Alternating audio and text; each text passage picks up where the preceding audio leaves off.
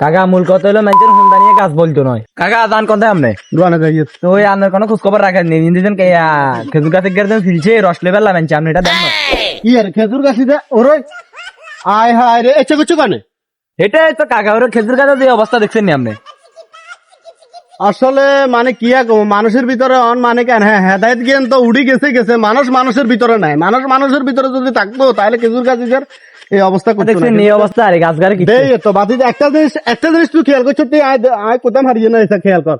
এই গাছটা ইন্দি এক ভাঙ্গা দিছি ইন্দি আরেক ভাঙ্গা দিছি আর উন্দি গেছে তো গাছের রু আয় যায় করে তখন আর কি বলবো? ভিতরে গাছটা যা 2-3 বছর কেন সহ্য হয়ে খাওয়াতে লাগছিল অন দিছে মাথা দিয়ে কাটি তাহলে মানুষের এসব আপনার মনে করেন অনিয়ম কার্যকলাপ যেন গাছের অর্ধেক করে রে সামান্য রসের জন্য, তাহলে মানুষে আপনি মনে করেন না কিভাবে কি করবে। কাকা মূল কথা হলো মানুষের হুন্দা নিয়ে গাছ বলতো নয়।